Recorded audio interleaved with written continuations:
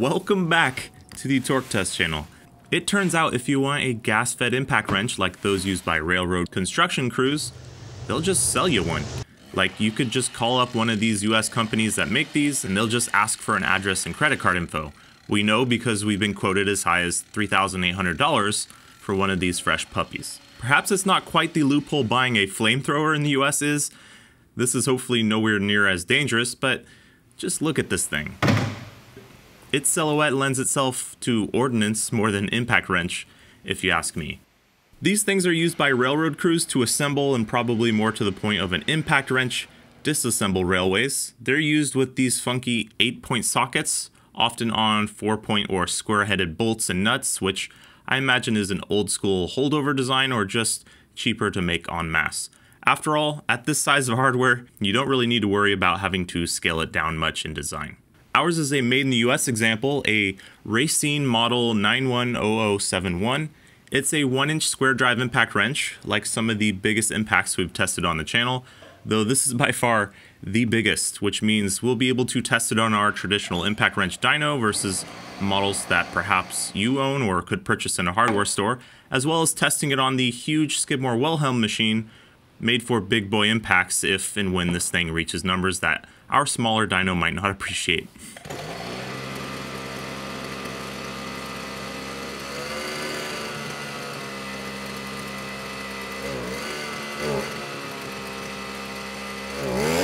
This 2-stroke impact wrench has a gearbox which allows you to start it and idle in neutral, but also has forward and reverse settings, something we've been missing in the past with some of our testing. As we're no stranger to gas-fed cordless alternatives on the channel, we've cobbled together our own abomination of a 60cc Milwaukee half-inch high torque that we call the M60, and she's definitely a spicy unit.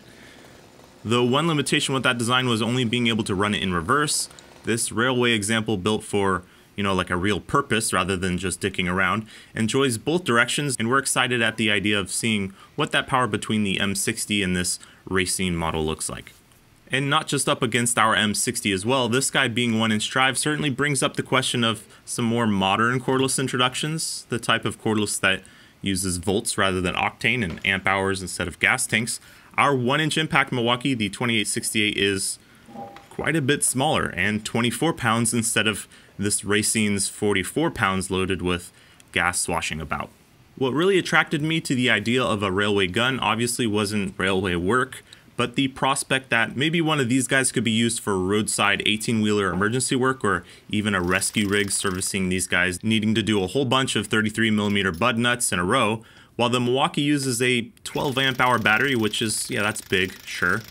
With a couple gallons, you could Rambo this railroad gun most of the day, no recharging or spare $250 batteries needed. The specs between these two tools would have you believe that there's quite a difference between them in the Milwaukee's favor. In the tightening direction that we'll be doing, 1,255 foot-pounds for the Racine, nothing to shrug at, and 1,900 foot-pounds for the Milwaukee, though that's 1,900 foot-pounds with today's era of tool brand marketing wank. The 1255 rating of this Racine is perhaps more likely to be that old school type of yesteryear ratings that we're fond of on this channel. So let's find out versus that Milwaukee 1-inch, our half-inch M60 gas gun, and a stock Milwaukee 2767 high torque, because she's no slouch either and you're more likely to have one of those to compare the numbers with. The choke on this guy is a bit picky about where the sweet spot is, but once you've found it, she's a sweetheart on each restart.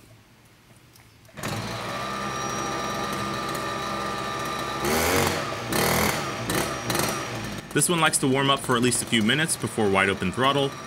That throttle has 3 settings, and frankly, we don't really know which one is high yet, so let's find out what's what. Here's the railway gun in mode 1 versus a Milwaukee half-inch high torque.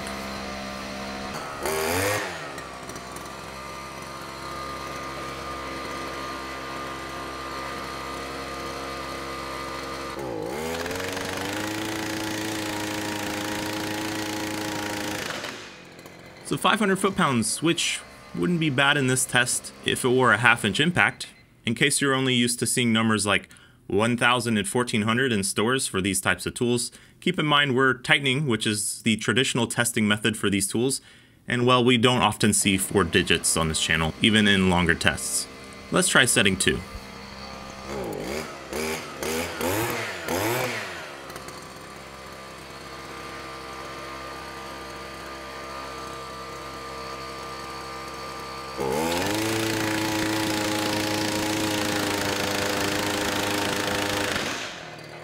And 520 now, not much change.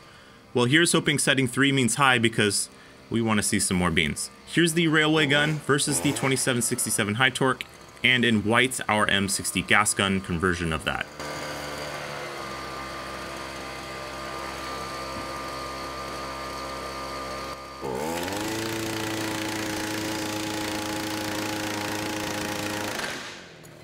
$778, that's pretty spicy for this just 5-second test so far.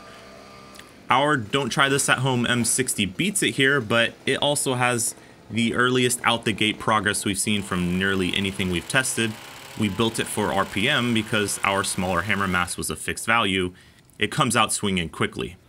Let's see on longer runs like our 10-second max torque test how she fares.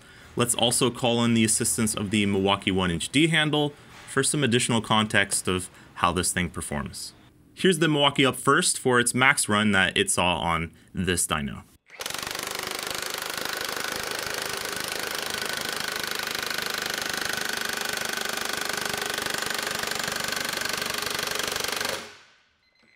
$1,081, our little M60 doing pretty well to keep up, but sadly running out of steam, something we're going to remedy one way or another coming up. Now for the railway gun to put up or shut up.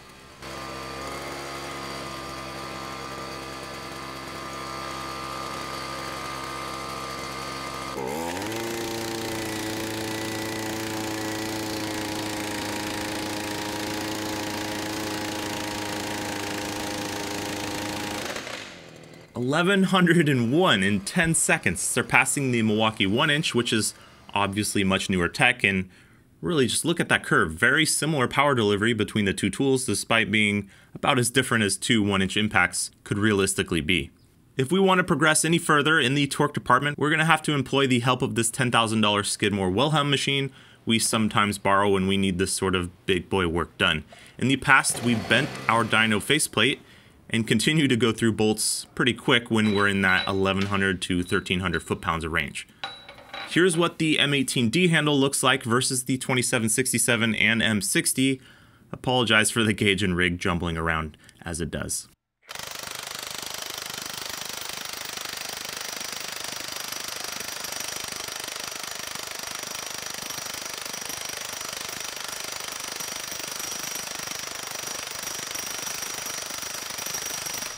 $1,406, and that's as much as we ever got in tightening from this Milwaukee.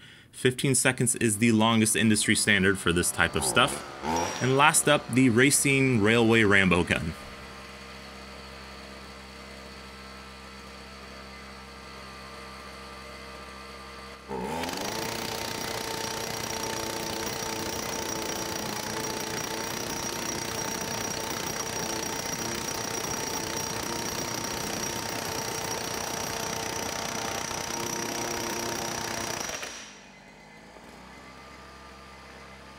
$1,113, the same 1,100 it made in 10 seconds. We saw this phenomenon with our own gas gun too, not making much different between 10 and 15 second runs. The brand who makes this railway gun in their manual suggests running this impact for about 5 seconds worth of impacting, which should get most railway jobs done, and that may be the crux of the issue here, the task at hand it was designed for. Let's stop by the rank chart to see where this thing would rank, then talk about while maybe this 1100 isn't anything to shake a stick at, why it's making that and perhaps what we can do to juice it up.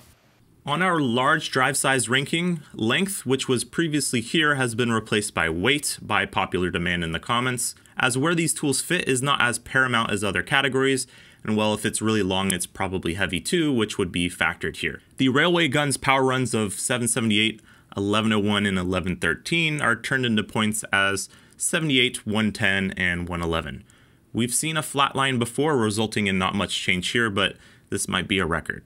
This impact is 44 pounds, and You feel it. Luckily, these are mostly used vertically, but that's still just 25 foot-pounds of torque per pound of weight, obviously a low in this category. But let's remember this gun is advertised at 1,255 foot-pounds. We made 1,113 of those today. In this category, that's rare stuff, 89 points or 89% of its claim, far and away the best on this ranking. The rest of these on this list are sold by retailers and stores where customers might be comparing these numbers side by side and making a buying decision based on that. A railway impact wrench, not so much. Your company sort of just buys it to do the job, and it does that well. But buying it is something you might be happy you don't have to do yourself. On average, these US models go for about $3,600. Ouch. No, really, ouch. We had to buy one of these things. That's just 4.6 points as a function of power and price. That totals 418.6, not bad, not even the lowest 1-inch impact ranking.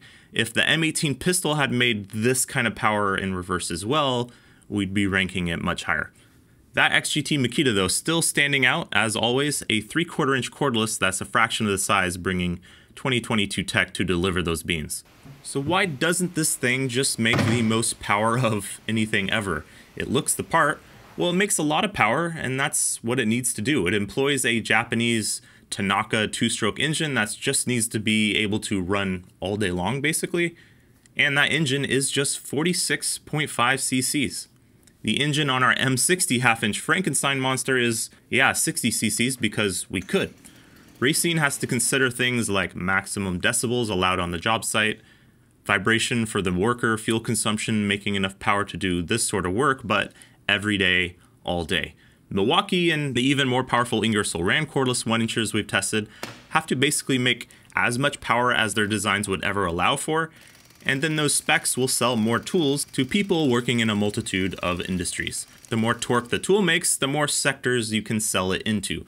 The Milwaukee making 1,400 for us means in our experience it can work on many but the most rusted 18-wheeler lug nuts. This railway gun hitting 1,100, likely not as high a percentage of those big rigs as you'd see, but Racine doesn't really care about that as it does what it was designed to do super well. But this is the Torque Test channel. You know what we want to see, heck, maybe better than we do. Time to void whatever warranties left on this thing. Let us know what type of motor swaps you would want to see go into this tool. It has the hammer mass up front to support some pretty big numbers, we feel. In our experience, we just need RPM and enough power to not bog down from that high load at RPM.